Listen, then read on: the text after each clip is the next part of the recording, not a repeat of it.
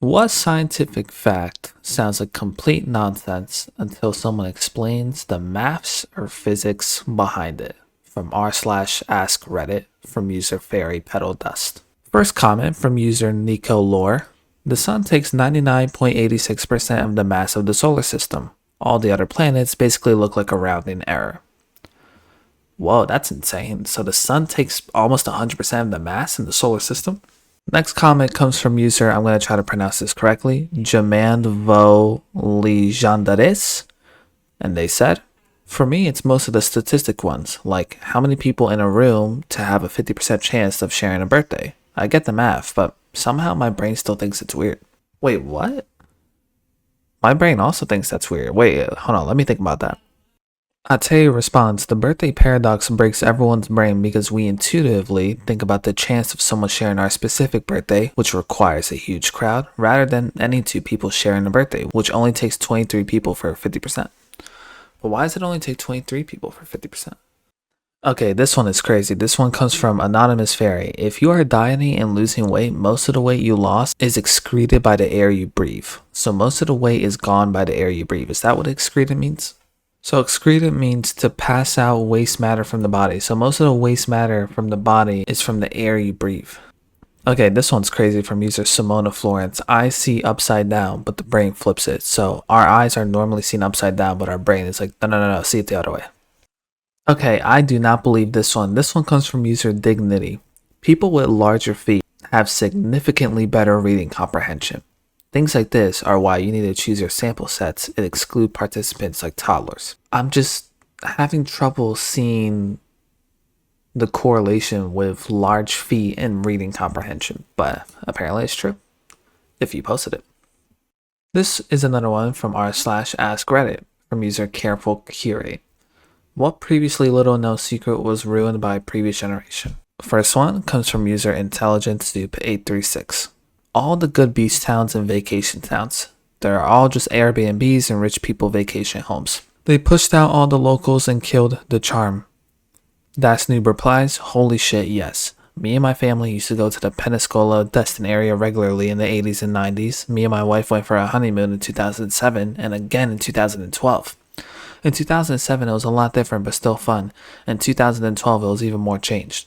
We went again this summer, and it was pretty much miserable. I don't see how anyone actively enjoys going to that area in the summer. How funny. So all the good beach town vacation towns are now just for rich people, or for not rich people to visit for a couple days. Oh, wow. This one's interesting. This one comes from user Legitimate Let 7510. Having a genuinely private life feels almost rebellious now. Yeah, I agree with that. I think it's because everything's not private anymore. It just allows people to post everything, which is, I like that. But it's also like if you prefer to be private, you feel like you're going against the grain when there should be no reason for that.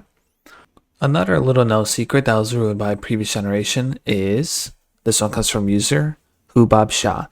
Your friends could go somewhere without you and you'd never know. No stories, no location sharing, no constant updates. Ignorance was honestly peaceful.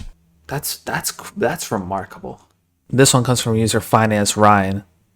Keeping a family recipe secret when it was literally just a recipe on the back of a Nestle Toll House bag. I guess, yeah. I mean, because everyone has like a family recipe, but half of the time they are just established recipes and there was no internet to verify that. User Caillou responds to that saying, but it doesn't have the Nana secret ingredient, love, and in parentheses, doubling the butter. Doubling the butter. I mean, I'd say that counts as love. Okay, that's a good one. Let's go to the next one. This is fun. I love this subreddit. Ask Reddit. Ooh, I like this one. Okay, this one comes from r slash ask Reddit from user adklutzy5. What hobby or job has a divorce slash breakup rate that feels like it's close to 100%? So essentially, if you do this hobby or job, you're probably gonna break up. Okay, this one comes from the_mom_friend. Stage technicians, especially roadies that follow shows on tour. I realized during the last few weeks of my senior internship that every single stage tech employee was either A, a divorced chain smoker, or B, married to a person who worked the same shows they did. I kind of get that. I mean, if they work the same shows as you, you're naturally going to see them more often, but that's very interesting that they're only married to people that are that close or just divorced in general who chain smokes. Disastrous Media 156 responds, saying, after a few years of working in studios, I realized that every A-list engineer was either divorced or had never been married. I changed careers. This next one comes from Slow Rutabaga 7241. When bodybuilders use steroids, there's one called trenbolone, or Tren for short. It's also called divorce in a bottle because of the side effects from mood instability, irritability, hypomania, and apathy. Interesting. User Hey Y'all, it's Paula Dean responds, interestingly, I've heard that it can change your preferences. Lots of anecdotes about suddenly being into bigger women when they weren't before. Rose BTT Lover responds to that whole thread saying not just into bigger women, also suddenly into men or trans. Appears to strip you of all your preferences you've had and now you're more focused on doing kinky stuff no matter what, with who or which gender. And then ambitious phrase 3695 ties it all up to this thread by saying, this is what my ex-husband did to a T. Mutual Fred responds to the original prompt saying jobs with constant travel make staying connected really hard. True.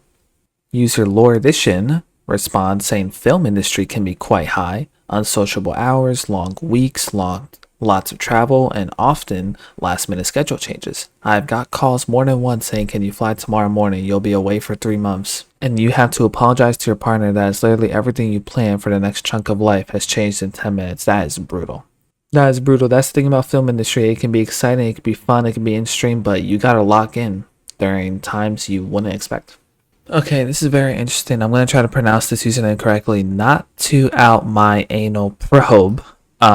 Response to this person saying, I met my wife of 4 years just as I was getting started in the film industry. Had an in, got set up as a PA, and had steady work during COVID years in New York City. Started at the bottom, but I was meeting the right people and it was a good track for a good long career in film.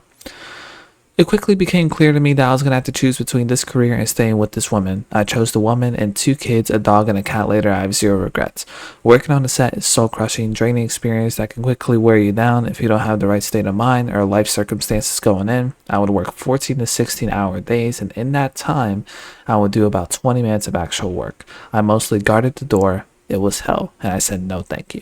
Yeah, that's crazy. So that's the thing about film industry. You know, you can stay in it for a while. It's fun. It's exciting. You get to meet people, make connections, work in your passion, but you got to do brutal hours. And for the last one, for this specific prompt, we're going to go with user 43026, over the road truck driving. After a few years, if you are not divorced, it can feel to both parties that you do not know each other anymore. It's common for divorce during and after driving. That is bananas. Man, I want to give a quick shout out to this subreddit, Ask Reddit. Ask Reddit has some really interesting stuff. I love it. Ooh, interesting. I guess we're sticking with a more cynical view, but this one is still from r/Ask Reddit from user Glockbones. As a wedding guest, what was the "this marriage isn't gonna last long" moment? Lower Song 3694 responds, I didn't know the couple well, I was the +1, but I knew things were doomed when the bride kept making jokes at her groom's expense, and he just kind of grinned and took it. His eyes were sad, but he was trying to save face. Tequila Soda responds to this original prompt, his vows include the term sometimes you just have to bite the bullet. Oh, come on. That's insane. We're gonna end it there. Holy smokes. I love this subreddit, Ask Reddit. I'll see you in the next one. Peace.